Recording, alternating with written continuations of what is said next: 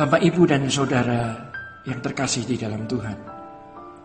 Kebenaran hari ini berjudul bukan sekedar moral umum. Firman Tuhan mengatakan bahwa orang yang berkata bahwa dirinya tidak berdosa adalah orang yang tidak mengenal kebenaran dan firman-Nya. Ya. Orang yang tidak mengenal kebenaran dan firman-Nya, tidak tinggal juga di dalamnya. Ya, jadi 1 Yohanes 1 ayat 8 dan 10 ya, mengatakan seperti itu. Ayat ini menunjukkan bahwa sejak dahulu, zaman rasul-rasul, ada orang-orang yang merasa bahwa dirinya tidak memiliki dosa atau salah.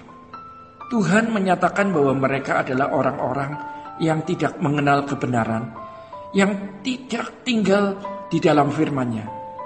Tetapi ironisnya, mereka mengaku sebagai orang kudus. Sejatinya, saudara, mereka adalah pendusta yang tidak bisa dipercayai. Mereka adalah orang-orang yang mencari penghargaan dan nilai diri di mata manusia lain.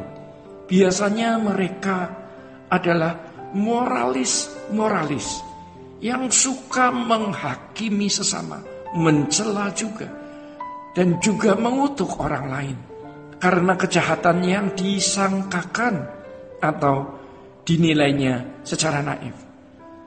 Mereka juga adalah orang-orang yang mau menunjukkan bahwa dirinya lebih hebat dari orang lain. Hal ini dilakukan sebab tanpa sadar ia memandang atau merasa bahwa orang lain adalah saingannya. Inilah kesombongan rohani yang ditentang oleh Allah. Bisa dipastikan mereka belum mengenal Injil Tuhan Yesus Kristus yang tuntunannya atau tuntutannya adalah sempurna seperti Bapa. Ya. Mereka bisa dipastikan belum mengenal Injil Tuhan Yesus Kristus yang tuntutannya adalah sempurna seperti Bapa. Bisa dipastikan juga bahwa mereka tidak mengenal kebenaran yang menekankan sikap dan nilai-nilai batinnya. Kesucian hanya diukur oleh mereka dari tindakan lahiriah saja. Ya. Dilihat secara hukum moral umum saja. Kalau ia seorang pembicara di mimbar, pasti khotbahnya tidak berkembang, mengalami stagnansi, ya, dan penuh dengan kesaksian pribadi yang belum tentu bermuatan kebenaran. Saudara, hal ini terjadi sebab ia tidak menggali kebenaran firman. Sebagai gantinya, mereka akan mengagungkan kesaksian pribadi bahwa mereka sudah berhadapan langsung dengan Tuhan dan menerima mandatnya. Jadi saudara-saudara, apakah mereka yang mengaku orang suci sudah mencapai kesucian seperti yang Bapa kehendaki? Pasti belum. Ya, pasti belum. Tetapi mereka merasa sudah tidak bercacat.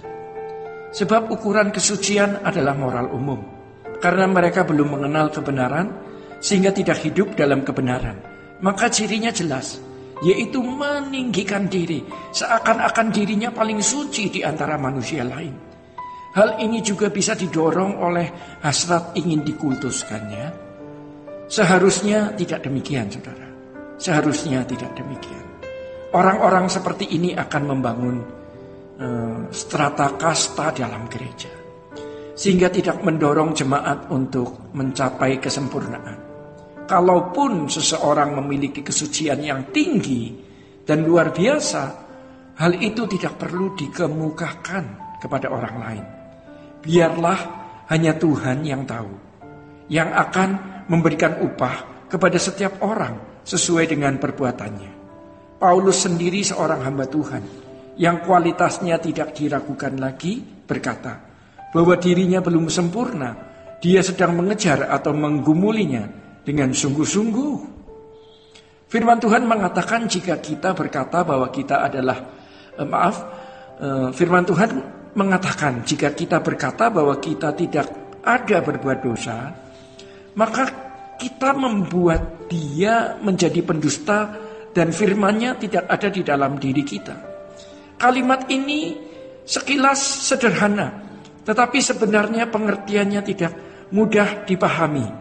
Mengapa kalau seseorang mengaku tidak berdosa, berarti membuat Tuhan menjadi pendusta? Apakah manusia membuat Tuhan menjadi pendusta?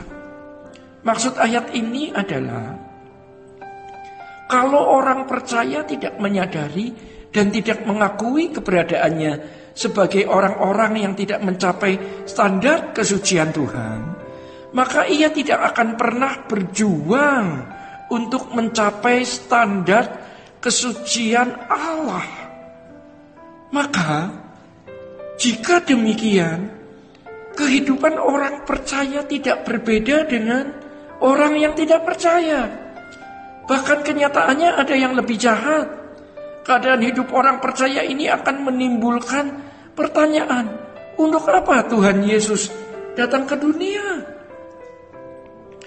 Kalau kedatangan Tuhan Yesus membuat ajaran atau etika baru atau lebih baik dari sebelumnya, lebih baik dari Taurat, mengapa orang Kristen yang percaya kepadanya tidak berbeda dengan orang lain, bahkan lebih jahat? Bagaimana bisa memberitakan bahwa tidak ada keselamatan di luar Kristus?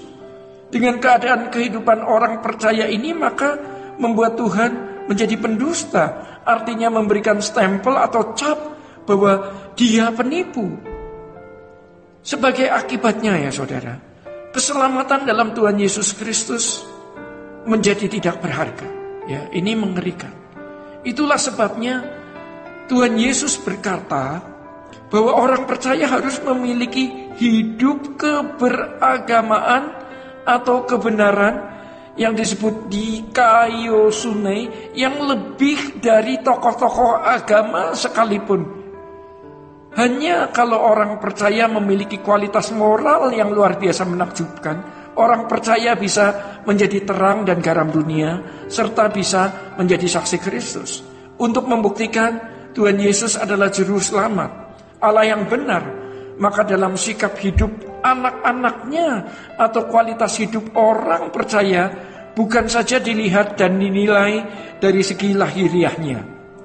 Sebab kalau hanya dilihat dari segi lahiriahnya, ya, orang tidak percaya pun banyak yang sukses dalam berbagai bidang.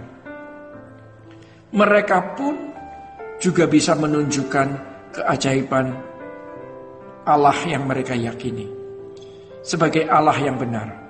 Nah, kalau orang percaya tidak diarahkan untuk mengenali kebenaran guna menemukan standar kesucian Tuhan yang benar, ya, tidak diarahkan untuk menemukan standar kesucian Tuhan yang benar, maka fokus orang percaya akan diarahkan kepada hal lain.